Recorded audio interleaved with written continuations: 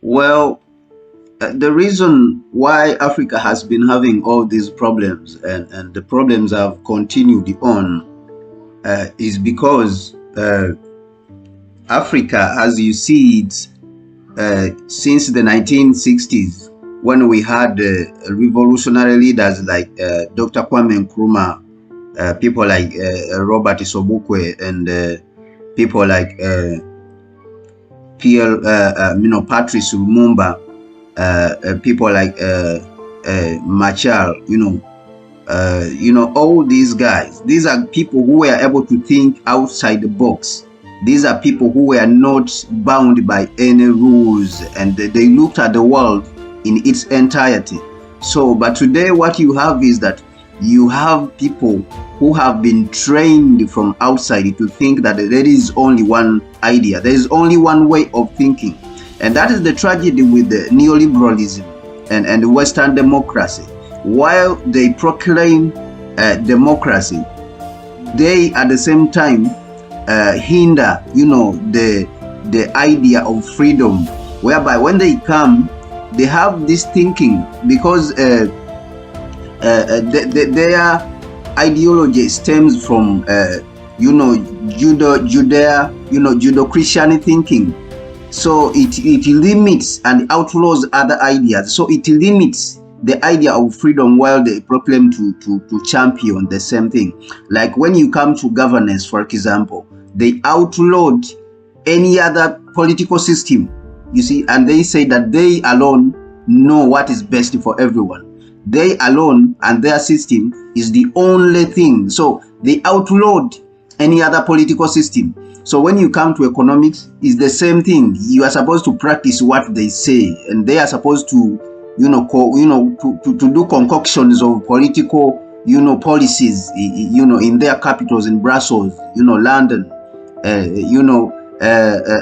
Washington, Paris, and then those concoctions are pushed down to the African heads of state.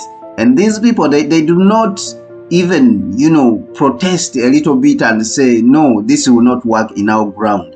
Our political ground is very different. Our people are different. Our cultures are different. So they pretended as if this is the only way for us to govern ourselves, as if the human mind has been limited to that level of thinking.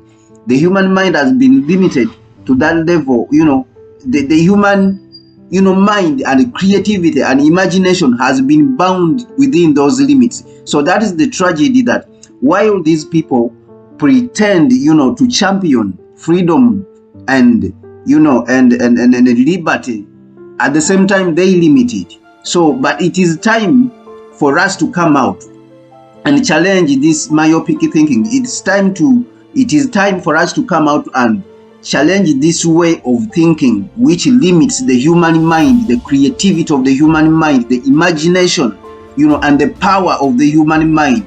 This thinking of a people from their own culture, people thinking about their culture as they are and saying that we, the people, can create a new thing. We, the people, can create a new way of life. We, the people, can look at the world in its entirety, but starting with our culture. Everything is supposed to come with our culture. We are not the same, okay? We recognize that the world is diverse, okay? But we are not exactly the same. We in Africa have very, very different culture. Our culture is very different from the world. Just like the Chinese said that our culture is different from the world, and we will look into our culture and we will create our own government system. Okay, so I think this is the way we are supposed to start looking at the world. There is a way. There's not only, like right now, two political systems. There's not only two ideas which came from the Western world, and like you say, capitalism and socialism. It is not true that these are the only ideas out there. So we have our culture. We can look into it and then create a new way of life, create a new political system, create a new economic system. So this is what I wanted to bring to the table to my fellow Africans, so that they can all start thinking. We have to start thinking, beyond, outside the box, beyond. But everything starts with our culture. So that is where the idea of the Rapid Africa Plan comes in. And we talk about the Rapid Africa Plan, and this is some idea which has been created by our fellow African. And he's saying that our ideas are supposed to emanate from our own thinking, okay?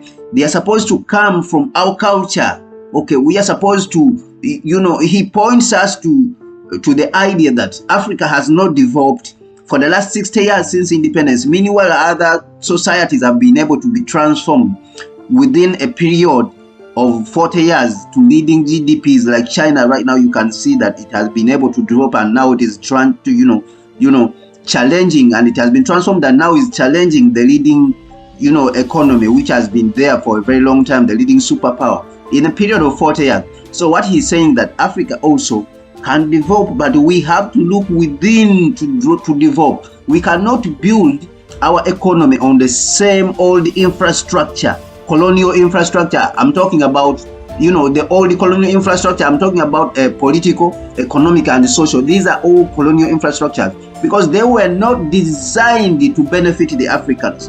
These infrastructures were benefited, they were designed in a way that they are supposed to benefit the people who designed them, and that is the Europeans mostly.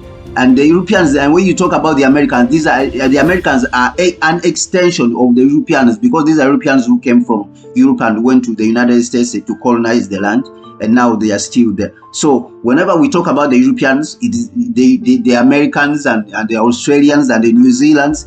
This is how they collaborate. Those guys, they collaborate together. That is why we see in most cases they have NATO and they band up together. They have the Five Eyes, you see. They band up together. These Europeans have, this, banding together. They always look out for each other. And even when they are going to terrorize the world, they always band up together. And this is another thing which people normally don't pay attention to, that these Europeans, they always work together in terrorizing the world and even stealing from the world in most cases. So even sometimes we have to pay very, very close attention to what they are doing. So that is what the Rapid Africa Plan is about, is that we are supposed to think outside the box. Our thinking, we are supposed to stretch our minds and think, about our problems in an African way and look within ourselves, and then get our, build our political system, economic system, and then revive our culture, build the new social systems, and then revive our culture. But this African culture is supposed to be the basis of all, the structures which we do, because we are supposed to look inside our African culture. Yes, thank you very much. So I encourage everyone to go out there and follow the Rapid Africa Plan on all social networks. You can go on Facebook, you can go on YouTube, you can go on Instagram and Twitter. You go out there and follow the Rapid Africa Plan. Thank you very much.